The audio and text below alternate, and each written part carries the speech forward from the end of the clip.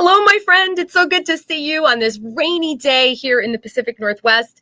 The rain is just falling and falling out my window, and I am so glad because I'm inside with a wonderful cup of coffee and my wonderful plaid wrap here, and I am so excited to dive into Esther Part 2 with you today because the reason we've been talking about this powerful Bible story over the last 2 days is because I want you to know that you were born for such a time as this. What's up, Jennifer? You were born to shine the light of hope that comes from Jesus throughout these COVID times. That's what the story of Esther tells us. So here we are.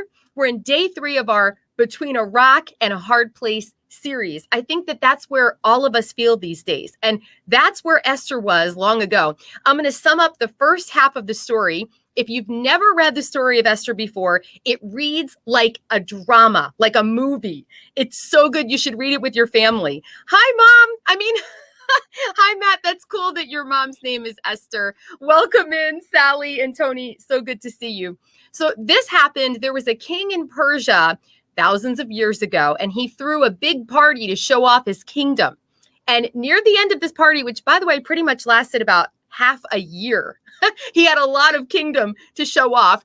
He asked his queen to come and kind of strut before all of the people, and Queen Vashti refused.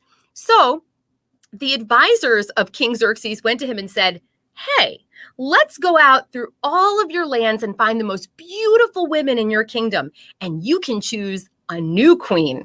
Well, King Xerxes really liked that idea. And one of the young women they found was a Jew. Her name was Hadassah. We know her as Esther, but Hadassah was her Hebrew name. She was raised by her cousin Mordecai after her parents died, and she loved Mordecai. Mordecai raised her in faith. So she was taken away. You can imagine how frightening this was for her cousin who raised her from the time she was a little girl. And you can imagine how terrifying it was for Esther to just be taken away from all the familiarity that she had ever known, just taken away. And, here she was. She had to go to the king. So she found favor in the king's court. There was a man there named Haggai who gave her the best beauty treatments. He saw something in her, saw something in Esther because she was special. She was called. And so are you. You are special, Megan. You are called by God for such a time as this, just like Esther was. She was shown favor. And when it was time for her to go and spend her night with King Xerxes, she asked Haggai, what should I bring? Because they were allowed to ask for anything. And I'm sure these women were asking for jewels and whatever was big in that day. But she knew the way to the heart of the king. And so, of course, Esther found favor with King Xerxes and he chose her. And she became the new queen. Can you imagine? Nobody at this point knows that she's a Jew. Now, Mordecai, Esther's cousin who raised her, was standing outside the king's gate when he heard 2 of his guards plotting against him. They were going to kill the king. So Mordecai told Esther, got word to her, and Mordecai saved the king's life. This was written down in the king's logs. Well, now the king appoints a right-hand man. His name is Haman. He is an evil man, and he makes this law that everybody has to bow down to him, the king's right-hand man. And Mordecai refuses. He's a Jew, and he's like, I'm only bowing down to God. This makes Haman so angry that not only does he want to kill Mordecai, and he plans to do that, but he wants to kill all of the Jews because he hates Mordecai that much. Hates him, hates the Jews. This is the fruit of hatred. Sorry, my computer wanted to reboot. So basically, he goes to King Xerxes and says, you know what? There's this people, meaning the Jews, but he doesn't say the Jews, that are not loyal to you. And I would like to eliminate them and get rid of them. He tricks the king, and the king signs this huge proclamation, and all of the Jews in his kingdom are now in danger. Mordecai, Esther's adopted father, is devastated. He's repenting in sackcloth and ashes and praying, and he gets word to Esther, and here's where we pick up the story. This is such a powerful story. It's full of twists and turns, I know, but I want you to hear it today because God is always working in the midst of wild, crazy times. Always. He's always working. So he gets word to Esther. Mordecai tells her, maybe you were made queen for just such a time as this. Esther sent back her answer to Mordecai, go and get all the Jews living in Susa together. Fast for me. Don't eat or drink for 3 days, either day or night. I and my maids will fast with you. If you will do this, I'll go to the king, even though it's forbidden. If I die, I die. Mordecai left and carried out Esther's instructions. You see, back in that time, the king had to call you into his presence. You couldn't just show up, even if you were the queen. So when you walked up, he would have to extend his scepter to you. Pardon my scepter, but this is what I've got today. And if he did that, you would live. And if he didn't, you would die. He could literally have you killed just for approaching him. Esther took her life in her hands in order to go to the king on behalf of her people. Okay? How amazing is that? All right, we pick it up. 3 days later, Esther dressed in her royal robes and took up a position in the inner court of the palace in front of the king's throne room. The king was on his throne facing the entrance. How terrified would you be? When he noticed Queen Esther standing in the court, he was pleased to see her. The king extended the gold scepter in his hand. Esther approached and touched the tip of the scepter. The king asked, and what is your desire, Queen Esther? What do you want? Ask, and it's yours, even if it's half my kingdom. Remember, he doesn't know that she is a Jew. He doesn't know that his queen is a Jew and that his right-hand man, Haman, has just sent out a proclamation to eliminate all of the Jews. This story is wild. If it please the king, said Esther, let the king come with Haman to a dinner I've prepared for him. Get Haman at once, said the king, so we can go to dinner with Esther. So the king and Haman joined Esther at the dinner she had arranged. As they were drinking the wine, the king said, now what is it you want? Half of my kingdom isn't too much to ask. Just ask.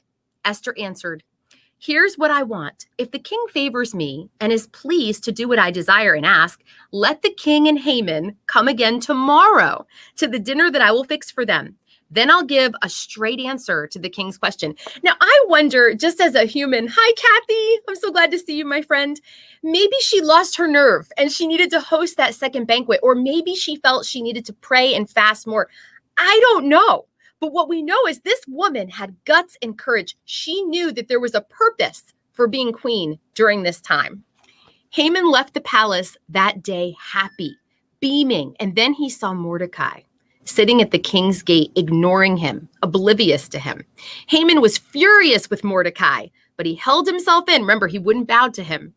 And went on home. He got his friends together with his wife and started bragging about how much money he had, his many sons, and all the times the king had honored him and his promotion to the highest position in the government.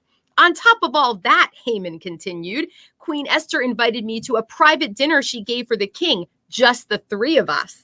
And she's invited me to another one tomorrow, but I can't enjoy any of it, knowing that I see Mordecai the Jew sitting at the king's gate.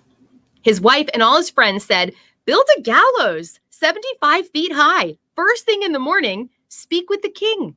Get him to order Mordecai hanged on it. Then happily go with the king to dinner. Haman liked that. He had the gallows built. That night, the king couldn't sleep. You know, sometimes insomnia is from the Lord, as you're about to find out. He ordered the record book, the day-by-day journal of events, to be brought and read to him. Remember the logs I was telling you about earlier? They came across the story there about the time that Mordecai had exposed the plot of his guards, the two royal eunuchs who guarded the entrance, who had conspired to assassinate King Xerxes. The king asked, what great honor was given to Mordecai for this? Nothing, replied the king's servants who were in attendance. Nothing has been done for him. The king said, is there anybody out in the court? Now Haman's walking in to ask for Mordecai to be assassinated. This is unbelievable. When Haman entered, the king said, what would be appropriate for the man the king especially wants to honor? Haman thought to himself, he must be talking about honoring me. Who else? So he answered the king, for the man the king delights to honor, do this. Bring a royal robe that the king has worn and a horse the king has ridden, one with a royal crown on its head. Then give the robe and the horse to one of the king's most noble princes. Have him robe the man whom the king especially wants to honor. Have the prince lead him on horseback through the city square, proclaiming before him, 'This is what is done for the man whom the king especially wants to honor.'" Are you ready for the plot twist? "Go and do it," the king said to Haman. "Don't waste another minute. Take the robe and horse and do what you have promised and proposed to Mordecai the Jew, who sits at the king's gate. Don't leave out a single detail of your plan." I don't know if there is somebody who has hurt you and harmed you, but God has noticed that. And there is a biblical promise: you reap what you sow. And Haman is sowing hatred in his life, and now he's reaping it. Okay, this is a powerful, powerful story. So Haman took the robe and the horse. He robed Mordecai and led him through the city square, proclaiming before him, "This is what is done for the man whom the king especially wants to honor." Then Mordecai returned to the king's gate, but Haman fled to his house, thoroughly mortified, hiding his face. When Haman had finished telling his wife and all his friends everything that had happened to him, his knowledgeable friends who were there and his wife said, "If this Mordecai is in fact a Jew, your bad luck has only begun. You don't stand a chance against him. You're as good as ruined." While they were still talking, the king's eunuchs arrived and hurried Haman off to the dinner that Esther had prepared. Are you ready for the exciting conclusion? So the king and Haman went to dinner with Queen Esther. At this second dinner, while they were drinking wine, the king again asked, "Queen Esther, what would you like?" "Half my kingdom. Just ask and it's yours." Queen Esther answered, "If I have found favor in your eyes, O king, and if it please the king, give me my life and give my people their lives." Think of what she's asking. He doesn't know until this moment that his wife, the queen, is a Jew. "We've been sold, I and my people, to be destroyed, sold to be massacred, eliminated. If we had just been sold off into slavery, I wouldn't have even brought it up. Our troubles wouldn't have been worth bothering the king over." King Xerxes exploded. "Who? Where is he? This is monstrous." I love this part. "An enemy, an adversary, this evil Haman," said Esther.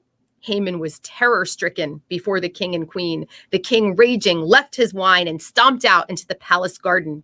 Haman stood there pleading with Queen Esther for his life. He could see that the king was finished with him and that he was doomed. As the king came back from the palace garden into the banquet hall, Haman was groveling at the couch on which Esther reclined. The king roared out, "Will he even molest the queen while I'm just around the corner?" When that word left the king's mouth, all the blood drained from Haman's face. Harbona, one of the eunuchs attending the king, spoke up. "Look over there. There's the gallows that Haman had built for Mordecai, who saved the king's life. It's right next to Haman's house, 75 feet high." The king said, "Hang him on it." So Haman was hanged on the very gallows that he had built for Mordecai, and the king's hot anger cooled. I know that yesterday's video and today's video, they've been longer than usual, but this story is worth telling because I know that you're looking at your life in 2020 and you're wondering, can it get any worse? What's going to happen next? I wanted you to hear the story of Esther because I want you to know that we have a God who makes things right. He is always working. Your case is always on his desk. He doesn't miss anything. He's going to work it for good. And he has called you for such a time as this. He made Esther queen, and it was hard and it was scary. Imagine being ripped away from your family. And I mean, I'm just going to say it.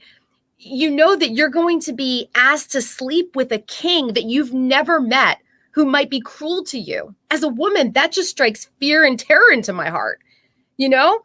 And so she withstood all of this. She listened to her cousin Mordecai, who raised her in faith.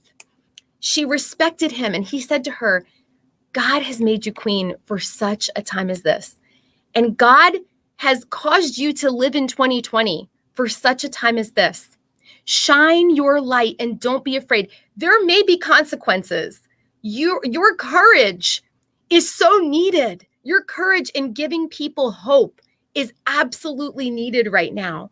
And I don't know what that looks like. If it's sharing your faith with someone in your family in a gentle and kind way, or sharing words from the Bible on social media, or just reading the Bible more so that you can be filled up with love in this season of hatred everywhere you look and fear, And so I just wanted to encourage you today that you're here for such a time as this. God doesn't make mistakes. And yes, it might be hard. And yes, your courage may be required. But remember, God was with Esther. He made her queen. God is with you. He made you for 2020. He knew that he wanted you to shine for him during this dark time. I'm getting chills because I need to hear these words too. I encourage you to read the entire story of Esther with your family. Talk about it. Talk about the courage that God gives us for the times he's asked us to live in. Hi, Sally. Good to have you. Thank you for being one of our heroes. Hi, Kathy. God bless you. Thank you for your time. It's very, very valuable to me. I want you to know today that you are loved. Tomorrow, join me. We're headed for the lion's den.